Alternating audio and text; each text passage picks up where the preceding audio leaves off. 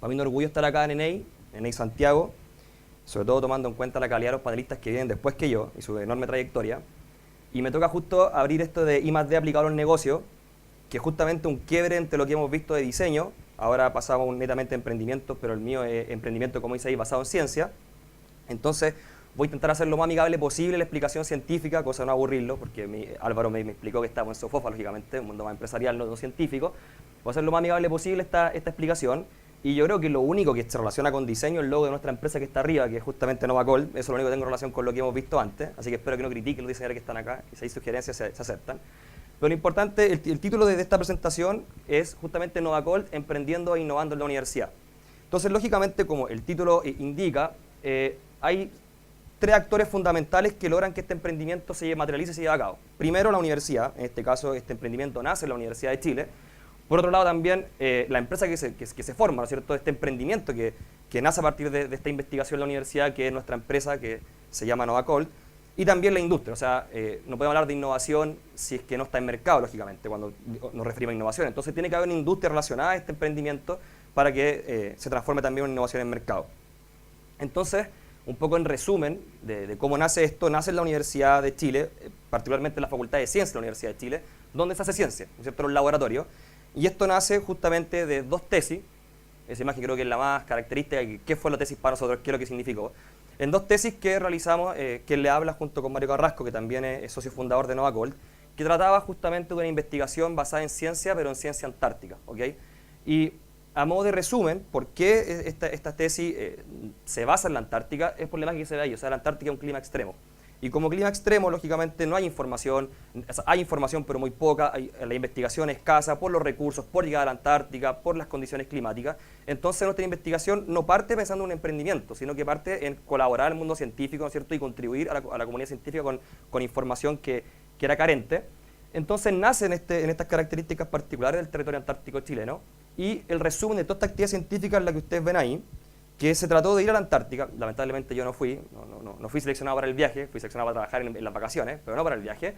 Pero trató de ir a la Antártica, ¿no es cierto? Los puntos que ustedes ven ahí se trata de recolectar muestras, ¿cierto?, desde esos puntos en la isla Rey Jorge, la Antártica, muestras de tierra y agua, donde se aislaron levaduras antárticas, ¿ya? Y el proyecto tenía como objetivo justamente caracterizar, ¿no es cierto?, primero hay un tema de biodiversidad de levaduras presentes en la Antártica, y también caracterizar su biogeografía, es decir, desde dónde las extrajimos, ¿cierto?, están marcados los puntos en el mapa. Y tenía algo, al final de este proyecto tenía algo que se llama potencial biotecnológico. Entonces, este llamado potencial biotecnológico era justamente intentar, de esta investigación de ir a la Antártica, de extraer muestras, de obtener microorganismos, ver cómo estos potencialmente podían realizar una contribución a la industria, o cuál es su potencial de aplicación industrial. Entonces, todo este trabajo fue obviamente liderado por el doctor Marcelo Baeza, que fue nuestro tutor de tesis de la Universidad de Chile, en la cual nosotros no teníamos mucho que ver más que netamente realizar la investigación. Entonces, este potencial, ¿no es cierto?, de biotecnológico, nosotros lo traducimos en enzimas, ¿ya? Las enzimas que producen estos microorganismos en la Antártica son justamente las que traen este potencial biotecnológico y que nosotros podíamos buscar una aplicación en la industria. Entonces, ustedes pensarán o dirán, ¿por qué la enzima? Yo les estoy contando que la enzima se aplica en la industria, entonces asumo que a lo mejor no es muy común nosotros conocer que la enzima se aplica. Nosotros, por ejemplo, simplemente hacemos uso de los bienes que nos ofrece la industria, pero no sabemos que muchos de estos están mediados por enzimas, la gran mayoría de estos. Y algunos, como resumen, ¿no es cierto?, ya que estamos cortos de tiempo al parecer, estamos atrasados, como resumen, las enzimas se utilizan, por ejemplo, en la industria papelera, ¿ya?, el blancamiento de la celulosa, también se utiliza en el mundo de la farmacéutica, ¿ya?, ampliamente. También si nos pasamos en la industria de los alimentos, en la producción de queso, y también, por ejemplo, en la industria panadera. Entonces, tenemos una gran diversidad de industrias en las cuales las enzimas juegan un rol importante, es decir, tienen un mercado importante. Y nosotros la que elegimos fue la agroindustria como nicho comercial, y la agroindustria, bueno, ahí hay una especie de trampa, es decir, que agroindustria pero la uva, ¿ya? Y nos fuimos a la uva, no estamos en la uva de mesa, sino que elegimos bien, ¿no es cierto?, elegimos la industria del vino, ya justamente tomando en cuenta las características de Chile y lo bueno del vino que hay acá en nuestro país. Entonces dijimos, ok, hay enzimas que se aplican en la agroindustria y hay enzimas que el vino la utiliza, ¿cierto? Para la producción de vino se utilizan enzimas. Entonces, ¿qué mejor que elegir esta industria, que ícono, ¿no es cierto?, como bien dijo el señor Britán al principio, de nuestro país, para intentar generar un emprendimiento dentro de esta metodología que se aplica hasta la fecha. Entonces, nuestra idea era justamente nuestra enzima antártica, que nosotros habíamos encontrado de este proyecto inicial, ¿no es cierto?, que habíamos encontrado en nuestras tesis, intentar aplicarla, ¿no es cierto?, el potencial que nosotros le veíamos era aplicación entonces en la industria del vino a nivel primeramente nacional. Pero, ¿en qué quedó todo esto? En un potencial, y el potencial se traduce en un paper, ¿cierto?, y justamente el paper que escribimos con Mario también, el doctor Marcelo Baez y otro investigador de la Universidad de Chile, porque los fondos, ¿no es verdad?, que el fondo de esta investigación era financiado por INACH, ¿no es cierto?, Instituto Nacional Antártico Chileno. El fondo llegaba hasta ahí, o sea, ustedes investigan, ¿no es cierto?, contribuyen al conocimiento científico, a la sociedad, y cómo contribuyen con publicaciones, con presentaciones en congresos, etcétera. Y ahí quedó plasmado nuestro potencial. Si buscan ese paper, ¿no es cierto?, van a discusión y aparece que las enzimas que encontramos tienen potencial de aplicación en la industria, en varias industrias, incluyendo la que les estoy contando ahora. Entonces, eso se traduce en una pared, ¿no es cierto? Los diseñadores me perdonarán lo mala de la imagen, no es mi área, pero en verdad es una pared. Pared a medias, pero pared. Es decir, ya nos encontramos un tope nosotros como científicos, ¿no es cierto?, y emprendedores, porque no teníamos el financiamiento, ¿no es verdad?, para poder continuar con esta potencial aplicación, salir de un paper, de una publicación científica, y llegar eventualmente a mercado. Hasta que, casi mágicamente, como si es que hubiese llamado a FONDEF pidiendo ayuda, esto en 2011, cuando nos encontramos con esta traba, nació un fondo que se llama Validación de la Investigación en la Universidad, de FONDEF, VIU, que lo que hacía era justamente entregar valor a investigación realizada en base a ciencia y que fuera, ¿no es cierto?, que hubiera un sustento de tesis ya sea de pregrado o posgrado. Entonces, calzaba a la perfección con nuestra investigación. Teníamos nuestra tesis de pregrado, teníamos investigación, teníamos resultados potenciales, entonces este fondo nos permitía dar ese paso de intentar investigar un poco más, ¿no es verdad?, y ver si es que esta idea loca de enzima aplicada a la industria agro a nivel nacional, made in China, ¿cierto?, esta idea de la Antártica chilena, tenía algún tipo de razón de ser, porque hasta el momento era una idea. Entonces, ¿cuál fue el problema que abordamos nosotros ya pensando en una aplicación, ¿no es cierto?, un emprendimiento, más que una investigación científica? El problema que abordamos es el que dice ahí, o sea, la industria del vino requiere la utilización de enzimas para un proceso llamado clarificación y el proceso realiza bajas temperaturas. Ese es el problema, ¿ya? ¿Y por qué un problema? Principalmente, no solamente el requerimiento enzimático, porque hoy lo hacen. El problema son las bajas temperaturas. Y la oportunidad que nosotros vimos fue que el mercado actual no ofrece enzimas altamente eficientes a bajas temperaturas para la agroindustria. Es decir, los productores enzimáticos en la actualidad, la mayoría de las enzimas son enzimas que tienen actividades óptimas aproximadamente entre 40 y 50 grados Celsius. Ese es su óptimo. Y si uno las saca, ya sea aumenta temperatura o disminuye, estas enzimas funcionan mal. Ya es un modo bien genérico. Entonces, lógicamente, si la industria del vino realiza el proceso de clarificación entre 8 a 13 grados Celsius y le estoy agregando una enzima que el mercado me ofrece, que es activa a 40, 50 idealmente, el proceso lo realizo, pero es poco eficiente. Aumentan los costos, por ejemplo, para aumentar los tiempos. Entonces, el mercado no estaba cubriendo una necesidad real de la industria, en este caso agro, y el nicho que nosotros elegimos fue justamente las bajas temperaturas. ¿Y por qué nosotros teníamos un plus dentro de este mercado? Porque nosotros extrajimos las levaduras de la Antártica, o sea, condiciones extremas, bajas temperaturas, lo que vive en la Antártica lleva ya millones de años de adaptación. Entonces, teníamos nosotros esa ventaja y ese nicho económico que nos estaba siendo cubierto. Y la solución que nosotros presentamos ante este proyecto era justamente desarrollar entonces una nueva enzima, aislada de una levadura de origen antártico, ¿cierto?, antártico chileno, que lo que es chileno es bueno, también siguiendo lo que dijo Montegú, entonces que sea altamente eficiente a bajas temperaturas. Ese era el problema, oportunidad y solución que nosotros presentamos. Entonces, hasta ahí el proyecto tenía una base de ciencia aplicada, ¿no es verdad?, de I+D, que era sólida, se sustentaba en tesis, se sustentaba en una publicación, ¿no es cierto?, teníamos un buen proyecto, teníamos el equipo que estábamos conformando con Mario y nuestro tutor, pero también este fondo hablaba de cosas que a nosotros escapaban un poco, ya del conocimiento común de un científico. Por ejemplo, formar empresas, preocuparse de la propiedad industrial, establecer contacto con clientes finales, relacionarse con la industria. Entonces nosotros dijimos, esto ya escapa un poco a lo que nosotros sabemos hacer, ¿no es cierto?, que venimos del mundo científico, que venimos del laboratorio, y lo que fue más terrible entonces fue que el fondo era administrado por alumnos. Les cuento a ustedes, al mundo empresarial, que esto para la universidad era un caos, ¿ya? Un caos que el fondo lo administre un alumno, que no tiene ninguna relación contractual con la universidad, entonces ¿cómo lo administra él? O sea, ¿a quién le rinde cuenta el alumno? Entonces, hubo todo un tema de si que no, el proyecto nosotros lo habíamos adjudicado. Todos los proyectos que les cuento ahora van a estar adjudicados, si no estaría acá como caso exitoso, ¿cierto? Álvaro no hubiese invitado. Pero lo importante es que, si bien nosotros no habíamos adjudicado el proyecto, hay otra pared. Si se dan cuenta, voy a hacer, por eso hago la siguiente reseña. Esta pared es distinta a la anterior, ¿no es verdad? Es porque la pared va evolucionando con el tiempo. Les comento que hay varias paredes más dentro de nuestro camino. Esta es la segunda. Entonces, la segunda era que la universidad tenía ciertas cosas, ¿no es cierto?, que estaba reticente a este tipo de investigación, por lo que les acabo de comentar, pero les cuento en 20 minutos una historia que parte del 2011. Entonces, en verdad ha sido durante los años una conversación con la universidad, ¿no es cierto?, también de voluntad del profesor de ceder la investigación al alumno, porque la universidad decía, ok, el alumno va a crear una empresa y después el alumno va a tener entonces el derecho o el licenciamiento exclusivo de tecnología. Entonces, era hacerle prácticamente todo el tema económico, ¿no es cierto?, la patente al alumno, y se llegó a un puerto, lógicamente, y pudimos, ¿no es cierto?, continuar con este proyecto, nos adjudicamos el proyecto vivo, este proyecto fue viable y lo seguimos desarrollando.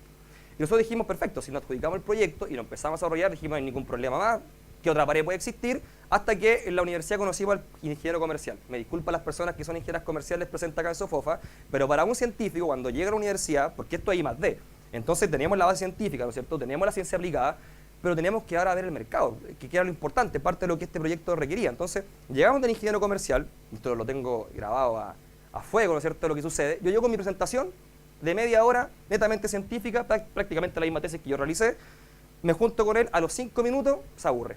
Me dice, no entiendo nada de lo que me estás hablando. No sé qué es lo que es la enzima, no sé lo que es la ANTAR, no entiendo.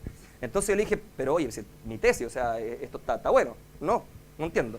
Y me pregunta, ¿cuál es tu volumen de mercado? ¿Cuánto es tu tecnología? ¿Cuál es el valor? ¿Cuáles son los clientes finales? ¿Cuáles son tus proveedores? ¿Cadena de distribución? ¿Lo vaya a maquilar? Y yo ahí salí mareado. Dije, o sea, honestamente dije, disculpa, pero yo venía a contarte mi tesis, no venía a que me hablarais de temas comerciales que yo no manejo. Entonces fue un poco complicado. Y me di cuenta que ya había un pequeño problema de lenguaje, que muy bien como también comentaba Cristóbal Felipe al principio, también junto con Vitara. Entonces hay un problema de lenguaje que me di cuenta que antes de llegar a la industria directamente, ya lo tenía con la persona que está en la universidad, que supuestamente algo manejaba, ¿no es cierto?, el lenguaje científico.